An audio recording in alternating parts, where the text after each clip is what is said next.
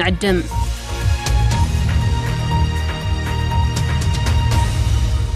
kun sagantaa BBC afaan oromooti nu waliin tura.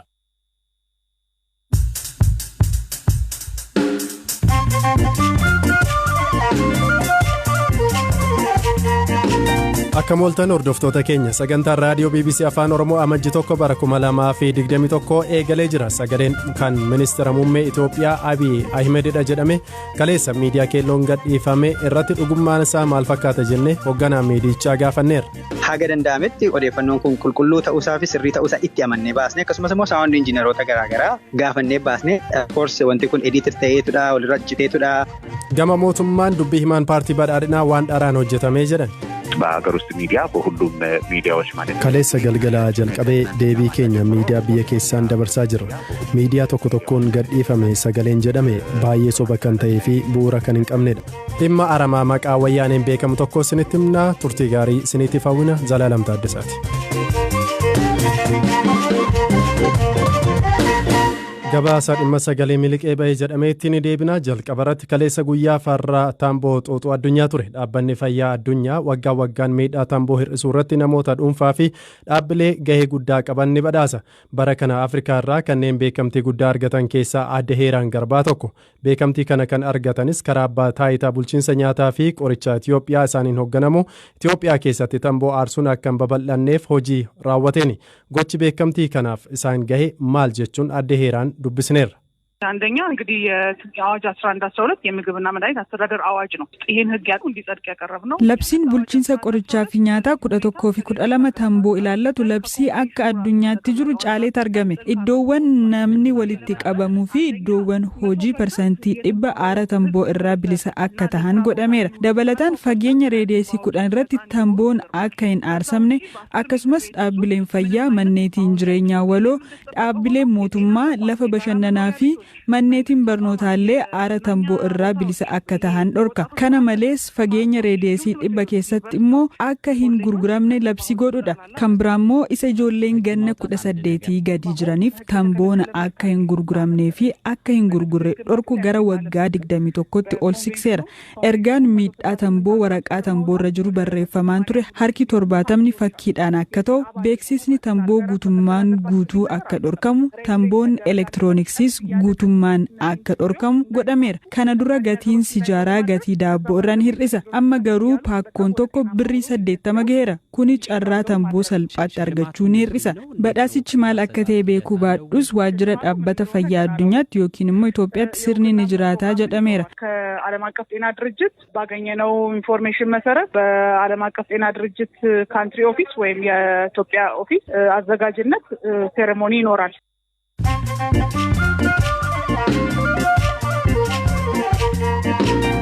Gidduun oduuwwan gaggabaaboon isinitti hima. Mootummaan Itoophiyaa gareewwan mana maree biyyattiin shororkeessota jedhamuun farrajaman keessatti namoota miseensa yookaan deeggartootadha jedhe irratti qabeenya akkan sochooneef dhorke. Gareen nageenyaa fi tasgabbii qaamolee nageenyaa garaagaraa irraa walitti babba'ee akka ibsetti miseensota TPLF 19 qabeenya Finfinnee keessaa qaban irratti dhorkiin kaa'ameera. Waraana naannoo Tigraay yoo xiqqaate namootni miiliyoona 1.6 buqqaniiru jedhe UNICEF. Dhaabbatichi ijoolleen 720,020 ta'an kanneen buqqaan keessa jiraachuu himeera. Ijoolleen 6,000 ta'an ammoo maatii irraa adda ba'uun yookaan maatii isaanii dhabuun eegumsa isaa jala akka jiran ibseera. Ministeerri geejibaa Yuugaandaa rasaasaan dhahamuun madaanii lubbuun yoo oolan intallii fi konkolaachisaan isaanii ajjeefaman. Namootni ijaan argan akka jedhanitti namootni dogdoqqeedhaan konkolaataa isaanii keessa osoo jiranii naannoo mana jireenyaa isaanii magaala guddoo Yuugaandaa Kaampaalaa jiru cinaatti dhukaasaa irratti banan. Saawud Arabiyaan sagalee masjiida ba'u akka hir'atu akeekkachiiste. Ministeerri dhimma islaamummaa biyyatti sagalee guddistuuwwan jiran hundi 1/3 sagalee amma baasaa jiranii qofa akka fayyadaman jedhan. Dhaabbatni fayyaa addunyaa WHO akaakuuwwan haaraa koronaa vaayirasiif maqaa Giriikii moggaasuu beekse. Haala kanaan kan UK keessatti argamu Alfaa, kan Afrikaa Kibbaa Beetaa fi kan Indiyaa Deeltaa jedheera. Yuunaayitid Kingidamitti guyyaa 28 keessatti duuti COVID-19 walqabate akka hin galmoofne ibsite. Kunis baatii bitootessaa bara 2020 irraa qabee yeroo jalqabaaf jedhameera. kooriyaa kibbaatti haati warraa ambaasaaddara beeljiyeem hojjettu suuqii tokko kaballaan ambaasaaddarichi aangoo irraatii ari'aman. Ministeerri haajaa alaa beeljiyeem akka jedhetti haati warraa ambaasaadarichaa boodarra hojjettu sana dhiifama gaafatteerti.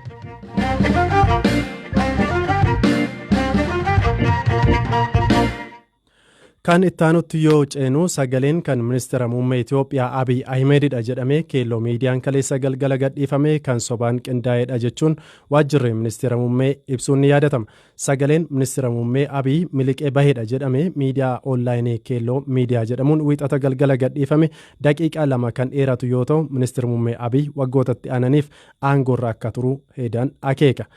Sagaleen kun akkamiin akka argamee fi dhugummaa akkamii qaba jechuun hoogganaa miidiyaa keelloo Kiyyaa Sanyii gaafadheera. Tole egaan odeeffannoo kana kan arganne achuma namootuma isaan keessa jiran irraati. Gammanumaan egaa odeeffannoon kun gaafa nu qaqqabu walga'ii sana booda nuti akka arganneeni gaafa odeeffannoo nutti argamu qulqulleeffachuun dirqama ta'a. Saniif kallattii garaagaraa irraa qulqulleeffachuu itti deemne. Eega qulqulleeffannee booda sagaleen kun sagalee sirrii ta'uusaa itti amanne. Eega itti amannee booda uummataaf deemuu qabu deemamee uummataaf baasnee jechuudha. Sagalee sana walii wal qabatee sagaleensaa sagalee uumamaa yookaan natural voice fakkaatu waan edit ta'e waan qabu fakkaata kan dhaggeeffadhetti fakkeenyaaf akka eeko yookaan owwaattuu wayii qaba. Wal fakkeessuudhaaf jedhanii kana godhanii jedhanii kan kaasan jira. Mootummaanis bakka bakka muruun sagalee walitti dhufeerudha kan jedhu kaasaniiru. Dhimma kanarratti maal jettati? Of course deebii mootummaa ta'uu kan danda'u kun sagalee walitti citee hojjetamedha kan jedhu inumaa silaa expectationii keenya ture yookaan immoo wannuma nuti eegne ture. Nuti haga danda'ametti odeeffannoon kun qulqulluu ta'uusaa fi sirrii ta'uusaa itti amannee baasne akkasumas immoo saawundi injiinaroota garaagaraa gaafannee baasne. Of course wanti kun editor ta'eetudha walirra citeetudha maallaa jedhamuu danda'a. Odeeffannoon kun yoo kan ciccitee kan wanni hidhate guutummaa sagalee isaa hojjetanii uummatatti baasuu danda'u. Kabira nuti kan jenne miidiyaalee gurguddaadhaan illee gaafatamne odeeffannoo original saawundii kanaa abbaan barbaade forensic scientistiin barbaade fuudhee qorachuu danda'a. Kan jedhu sana uummataaf ifa gooneerra abbaan barbaade fuudhee ammallee taanaan fuudhee duraatti forensikii qorachuu danda'a. Wanni kun dogoggoradha jedhee wanta nu amansiisu yoo arganne ammallee taanaan nuti odeeffannoo dhugaa duwwaadha uummataaf kan nuti ga'uu dandeenyu qabnus sosaniif dudduubatti illee hin jennu yoo kan dogoggora qabu ta'e. Yoo odeeffannoon keessanii dogongora ta'uusaa mirkaneessitan dhiifama gaafachuuf yookaan sirreessuuf qophiidha jechuudha. Of course yeroo hundallee nuti hojii dhugaa keenya illee dubbatanii fixuudhaaf yeroo hin qabnu kasobaa hojjechuudhaaf yookaan immoo akka isaan jedhan kana gochuudhaaf nuti gara fuula duraallee itti gaafatamummaa keenya kan nuti hojjennu faayidaa uummata Oromoo giddu galeessa godhanneetu. Paartii siyaasaa deeggarru hin qabnu paartiin siyaasaa keenya uummata keenya tokkummaa uummata keenyaati. Sagaleen isin qabdan daqiiquma 2 sana moo irraa kuttanii kan hambistantu jira? Nuti akka nutti dhufetti waa tokko irraa ittiin daballe irraa hir'isne kan nuti goone barreeffama duwwaa itti daballe kabarii piikcharii sana irra goonetu barreeffama duwwaa itti daballe wanni argine irraa. Madda odeeffannoo keessan hammam amantu kan sin dogongorsu yoo ta'e tarii? Egaan madda odeeffannoo kallattii garaagaraa irraatii dhufa. Akkuma beektu namni hedduun biyya keessaati qaamolee mootummaa keessa warri jiranis warri mormitoonnis odeeffannoolee garaagaraa nuun ga'u. Odeeffannoo gaafa argannu nuti yeroo hundumaa hin qulqulleeffanna. Adeemsa deemamuu qabu editoriyaaliin keelloo miidiyaa adeemsa deemamuu qabu deemee eega itti amannee booda baasne sagalee kana. Kanaaf qaamni nu erge sun hagam amantu of course 100% amanuu dhiisuu dandeenya. Garuu konfidensii irratti qabaanne wanni kun uummata biraan ga'uu qaba jennee itti amannee baasne. Hoggansi keelloo miidiyaa sista'u yookaan namni biraa qaamaan yookaan hariiroo kanaan dura qabdu jechuudha amanuudhaatiif kan isin dandeessisu. Wanni kun beekumsaan yookaan immoo walitti dhufeenyaan wanni hojjetamu miti. Hojiin miidiyaa hojii waloo hundumtuu kallattii hundarra taa'ee odeeffannoo walii dabarsudha. Kanaaf namoota achi keessa jiran kana hojii walitti dhufeenya qabdu walitti dhufeenya qabaachuu dhiisuutu hin ta'e wanni kun wanta odeeffannoo walii dabarsuuti. Odeeffannoo sanatti amannee namni mootummaa keessa jiru quuqama sabaa kan qabu ta'e odeeffannoo nuungaa taanaan hammallee balballi keenya banaadha odeeffannoo fudhachuudhaaf qophiidha. Itiyoophiyaan filannoo biyyaalessaa sababoota garaagaraan darbaa ture gaggeessuuf aduu ji'a tokko gadiitu hafe. Yeroo kanatti sagaleen akkasii kun bahuun miidiyaa hawaasaa irratti rifaatu uumuun hafne. Erga sagaleen jedhame kun gadhiifame namoota hedduutu bilbilee anaanis nagaafataa turan kan jedhan dubbii himan paartii badhaadhinaa Dr. Biqilaa Hurrisaa dhugummaa kan hin qabnee fi bakka adda addaa irraa fuudhamuun kan walitti hidhamedha jedhan. እንግዲህ ምላሻችን ከትናንትና ማታ ጀምሮ ኦልሞስት በአገር ውስጥ ሚዲያ በሁሉም ሚዲያዎች ማለት kaleessa galgala jalqabee deebii keenya miidiyaa biyya keessaan dabarsaa jirra. Miidiyaa tokko tokkoon gadhiifame sagaleen jedhame baay'ee soba kan ta'ee fi bu'uura kan hin qabnedha. Walgahii koree hojii raawwachiistuu paartii badhaadhinaa irratti kan dubbatame jecha tokko kan hin qabne yaada tokkollee kan hin qabnee fi kutanii kan walitti hidhanidha. Pirezidaantiin paartii keenyaa Dr. Abiy yeroo garaagaraatti dubbii dubbatan fudhatanii jechoota ta'e waliin walitti hidhuun hiika akka kennuun hima hojjetamee fi odiyoo shooppii hojjetamedha. Odiyoo shooppii kana namni deddeebisee dhaggeeffatee fi dubbii ministeera muummee kana duraa dubbate waliin wal bira qabee namni ilaale maal akka ta'ee fi akkamiin jechi tokko fudhatamee isa biraa waliin akka walitti hidhame hubachuuf rakkisaa miti. Ogeessaan osoo hin taane namuma akkasumatti tokkoon akka hojjetameyyuu akka ta'e agarsiisa. Kanaaf gonkumaa sobaa fi walgahii koree hojii raawwachiistuu irratti tasuma yaada ka'ee fi dubbatame miti. እንዲሁ የቃላት ድሪቶ ሰፍተው ለማቅረብ የሞከሩት ድምጽ ነው ማለት ነው። kaayyoon sagaleen kun itti gadhiifame maal ta'a jettanii amantu gaaffii jedhus Dr. Biqilaan akkasiin deebisan. እኛ በተለያየ አጋጣሚ ኢትዮጵያ እንድታድግ nuyi Itiyoophiyaan akka guddattu rakkoon dinagdee fi siyaasaa ishee hiikamee biyya jabduu akka taatu hojjenna. Gama biraan Itiyoophiyaan akka dadhabdu lammiileen akka wal shakkan hojiin biyya jabduu ijaaruuf jalqabame akka fashalaa'u mootummaa fi uummatni akka wal shakkan kan godhan humnootni alaa fi biyya keessaa akka jiran ni hubanna. Qabatamaattis mul'ataa jira. Humnootni kunneen humna qabanii fi tooftaa qaban hundaa akka fayyadaman nuuf gala. Biyya jabduu ijaaruu fi abdiin uummataa mul'ataa jiru akka duubatti deebi'uuf kan hojjetan jiru. Sagalicha mummuruun walitti fiduun kan hojjetan qaama kanadha. Galgala namoota baay'eetu naa bilbilaa ture.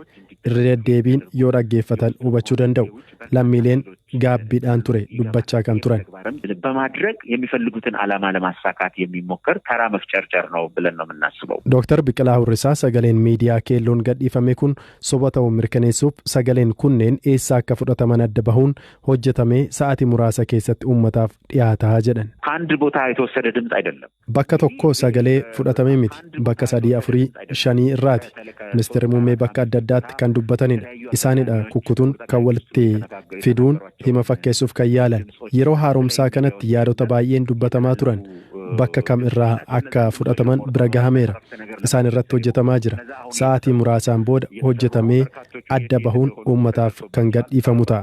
በሰዓታት ጊዜ ውስጥ ለህዝቡ ይፋ ይደረጋል ማለት ነው።